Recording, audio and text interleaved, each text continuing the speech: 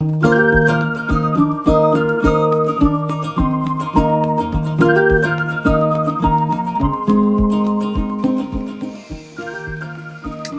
YouTubing in the car. We've got a bunch of stuff.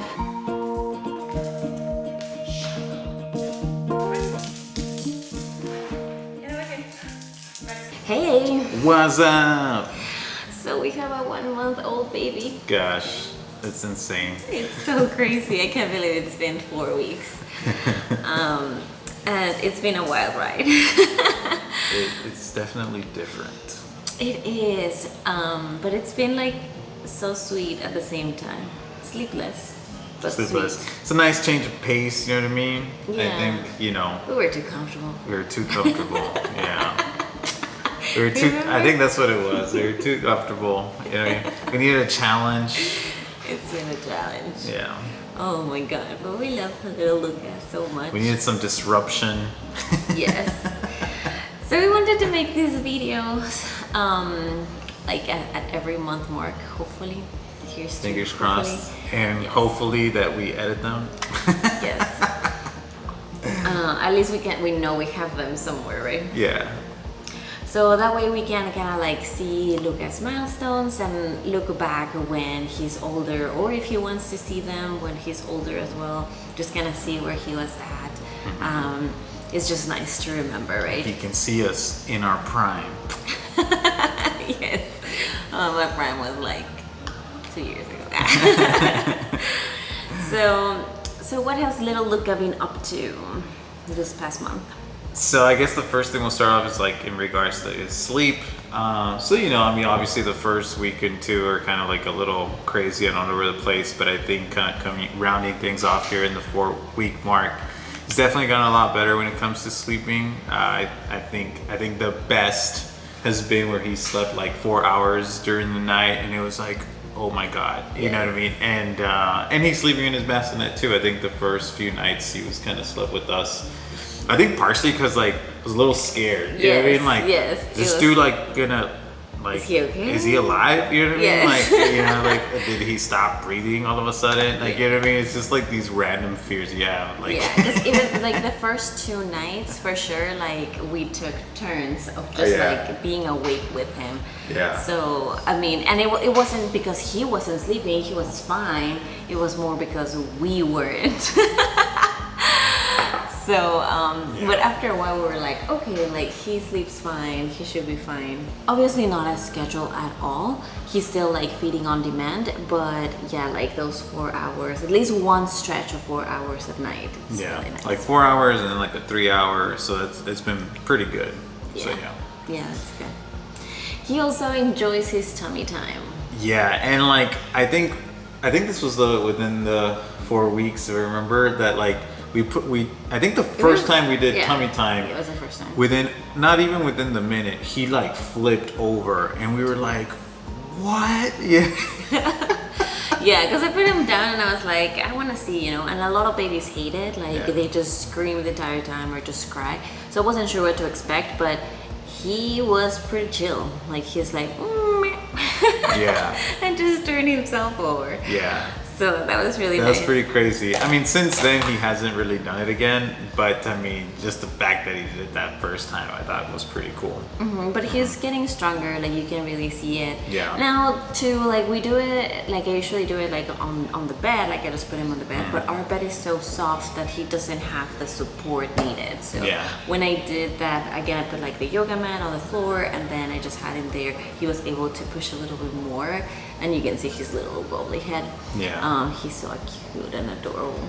I think he's really strong. Like, and then going on to the next thing, like, so he'll like sleep on top of us, like on his belly, like on our bellies or whatever, which I think he actually really enjoys. But then he'll like lift up his head and he'll just actually keep his head elevated and just like, and like, just like look at you. And it's like the cutest thing because he's just like looking at you. You know what I mean? I don't know. I think it's pretty awesome. I mean, he doesn't really like focus just yet. I don't think. Like his eyes are still very like underdeveloped, and of course, like he's trying to find shapes and whatnot. But yeah, like he's kind of like looking at at us, which is so adorable. Yeah, that's pretty awesome. He also loves movement, like just kind of really swaying him around. We actually have an awesome video of Louis. I was gonna say we'll post that video here. Yes. Like a clip of that, because basically, like obviously one of the things we like to do is jam, play some music, and so especially while we're making coffee or cooking on the weekends or whatever, and that was one of the things. We had this whole surround sound. I got the whole surround system a week maybe before he was born, and I was just like, oh my gosh, I really hope he enjoys music, you know what I mean, not just music but loud music. Yeah, we don't have a super quiet house all the time. Yeah. And so I don't know if we were just training him during the whole time that he was in the womb or something, that I feel like he actually does like the sound music, because then we were here, I was making breakfast, or I had just made coffee, we had music playing, and then one of these songs came out that's obviously really upbeat, and so I'm holding him and I'm just jumping up and down and he's just he liked it. Yeah. I mean, he was chill, you know what I mean? I don't know if he loved it or not, but he seemed pretty chill. Yeah, he wasn't screaming. Yeah, so we cannot see that as a win. For sure. But he definitely loves to be swayed and just walking up and down. Even in the car, he's really the car, because of the movement. So I don't know, it's just really funny, because if you stop or if you sit down, he'll just start it's hilarious. One time the first time I think we took him to Roma, Billy and I stopped at this Earthbound place to buy some smoothie, and he was already a little fussy, and I parked and she got off to go get the stuff, and he just started crying. I literally had to reverse, and I'm literally going around the parkway, the parking lot, around the building, just to say he's chill. And every time I would slow down because there was a car coming or whatever, and I'm just you know what I mean? I just had to speed up again and just keep going. It was hilarious. But yeah, so he really loves the movement. He obviously loves kind of going up and down. I think I don't know if most babies do, but he does. Yeah, and you kind of do this bubble head thing. I guess I do the bubble head thing. I don't mean to, I guess it just happens while I'm trying to do all this too. No, but you literally were holding him like this, and you're like, look, it's a little bubble head. You remember that? Maybe, I think it's a little bit. Sorry, man. Well, you liked it. Yeah. So yeah, definitely loving the music and being sung to. Every time that I would shower, when he was in the womb, I would always kind of sing, and I would sing to him. So I don't know if he remembers those songs. I know sometimes they say that they do, but I keep singing them to him, and then just to get him to sleep. And he usually is pretty chill. Even we change his diaper and he hasn't really loved that idea. Yeah. And I start singing, and the harder he screams, the louder I sing to him, and then he kind of chills. Yeah. So even just really the sound, the louder you him, he chills. He has really good he has really good hearing. And that's the thing too. I feel he likes commotion. I feel he is more chill when we're talking, or when the TV's on or something like that. If it's silent, not to say that he doesn't sleep while it's silent, but I feel I don't know, it's just a feeling. It could be totally wrong, but I feel he likes it when there's commotion. I don't know why. Yeah, at least some sound. Yeah, some sound, not obviously crazy stuff. But. Yeah, because for his nap times, if I put him there and then I just leave and everything's so quiet, he'll wake up pretty fast. So he does enjoy the sounds. He also loved his bedtime. Oh yeah, I think he kind of did. It was kind of funny just because he's huh? He had this face of what's going on? Yeah. What is this? I kind of like it. Yeah, because he was a little fussy at the beginning. We were kind of taking all of his clothes off and whatnot, and then we put him in the bed, and he's just oh. You could see his little eyes opening up. Yeah. Ooh, what's this? And he's so adorable when we put water over his head. His hair disappears. Oh gosh, yeah, he just looks bald when we take it off. It's kind of funny. He's so cute. But he really enjoys the bath-time, and we haven't really found like a good schedule to like bathe him every single day, which I think is still okay. Babies kind of get to have like dry skin, so we've been doing like at least once a week, and then a little bit more frequently depending, right? But he really enjoyed that, which I'm really happy, because again, a lot of babies end up like just really not and just screaming. So this is so cool. Yeah. So then one of the things that we kind of struggled with, and we did a whole other video on it, was just like his lip and tongue tie thing. I mean, or that he wasn't like latching 100%. So we ended up taking him to a specialist. We found out he had a lip and tongue tie. And so we ended up taking him up to Houston. If you want to check out that video, it's up here. Come on, Luca. Click there. Yeah, click the video. If YouTube is still, yeah. Same thing. If YouTube's still a thing. I did the trick at the moment because it is more for medicine, but we obviously like to go more the natural route. So we tried the grape water actually worked really well, right? And we sometimes still give it to him when he has like hiccups. Sometimes it worked so well that he had hiccups at night, and then one of us would come over to the kitchen to get it, and by the time we would go back, he didn't have the hiccups. Yeah, he was like scared of that thing. He's just like the hiccups, like no. But everything kind of tied into like his tongue tie and lip tie. So yeah, everything kind of tied up with this. So yeah. Nice. He still wears his size newborn, which is awesome. He's so tiny and cute, and I'm really growing. It's different. He's definitely grown for sure. Yeah, you can really see the difference, but he still fits in his newborn clothes, so hopefully he's still for a little bit longer. Though like most of the clothes we have, they were given to us, like we just bought maybe like a couple pieces, maybe like 5, but everything else was given to us, and everything is like 0 to 3 months, which is really big on him. And we only have a few newborn ones. And he's starting to fuss, so we need to wrap this up. Yeah. So yeah, that's pretty much it. Oh, and then he does have like his little like reflex faces, and he makes this cute little face, like he goes like this with his mouth. And my mother-in-law calls it a piquito, like it's a little piquito like this, all the time. Oh my god, it's so adorable. I think I have 1,000 photos of it, so I'll place them here. But yeah, I mean, it's been a month, it's been a wild ride, but we're excited to go to the second one. So, I mean, well, 2 things. One, finding a pediatrician has been super difficult. We did end up finding somebody. I don't know if that was it was not in the first 4 weeks. No. But look, we went to how many people? 6? 7? Yeah, 6, I think. And we finally found somebody that we liked. Their wait times suck, but doctor's great, so we're willing to put up with it. Yeah. We had a list of like the perfect pediatrician, but we couldn't find it. Yeah. So we had to compromise. We had to compromise something, and so wait time is what kind of like for sure had to happen.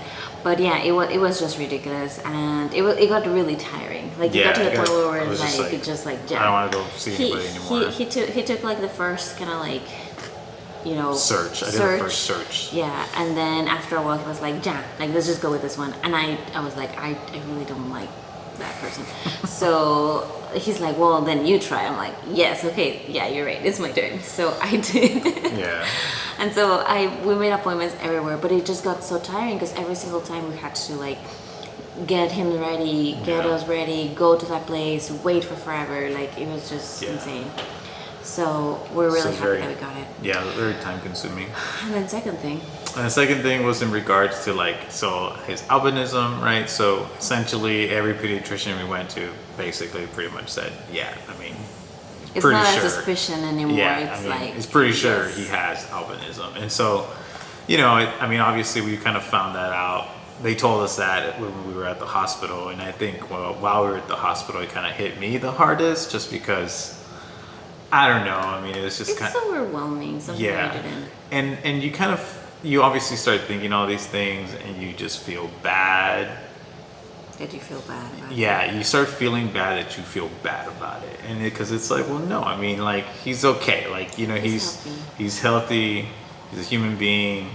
Like, it's not a disability. Like, I guess maybe in my mind, I was just kind of thinking, like, I had in my mind, like, these things that I kind of wanted to do with my son, right? Or as a family.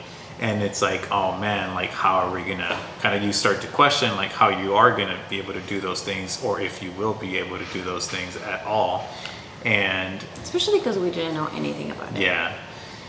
And so that was really tough. But I think, I don't know, I mean, and kind of just started feeling better about it with time, and just obviously still being like grateful and stuff. And then, you know, obviously we got to do a lot of research too, and just kind of see how other people were kind of living like normal lives with it. And yeah, but you know, I think we still have our moments, like Billy, like I feel bad and Billy helps me feel better, and then vice versa. Yes. Yes, it hit me afterwards. At the moment I was like, babe, like, no, like, it's fine, like, he's fine, he's perfect, like, no big deal. And it was afterwards. I don't know if I also got the baby blues or the hormones. Yeah. I mean, it's just different, right? It's just something we were not at all, like, it wasn't even in the spectrum of what could potentially happen. So it also hit me like a few days later. And for me, mainly and mostly, it's like the vision aspect of it, because I've lived with like not the best vision, and I kind of knew that. Like I knew that like he could potentially have some of the things that I have, which he still might, and that's kind of like interesting that like I have all these things that like people with albinism have as well. So it is a little bit scary, and I do cry about it because I'm like, I really wish like my son doesn't, right? And we won't know until he's older. Yeah. A lot of babies from the groups that we've been like start having like wearing glasses at like 5-6 months, which, I mean, having glasses is not a big deal. It's just like kind of like thinking like he could not drive in the future, or be even like completely blind. Like, it just depends, right? Or just visually impaired. We don't know. Yeah. So it's still scary, but we're kind of making the best out of it. I think the research has really helped, and then just being part of the community has helped a lot. There's a National Institute of Albinism, something like that. I don't know what it's called. Yeah, National Organization. Yeah, National Organization. Yeah, called short for NOAA. Yeah. And so, you know, we haven't subscribed yet, but we will. Yeah, because we need like the actual diagnosis. I don't think so. No? Yeah. We are pending a genetics test, so we have a referral that's supposed to happen sometime soon, and hopefully it does, and then we'll just take it from there. Yeah. But yeah. But I mean, he's adorable. He's super cute. Everybody like, we get it. compliments on his cuteness all the time. Yeah, like everybody, like, and that's another thing that like really helped. And I don't think we've discussed this. I don't know if I told you, but every single time we tell somebody, like either a family member or a friend, like they cannot, not that they brushed it aside, but it's just like, that's awesome. Like, this is so cool. Like, he's healthy, he's beautiful. Like, it's amazing. Definitely everybody's been like super supportive. Like, I know we told like some of your cousins and some of my family members too.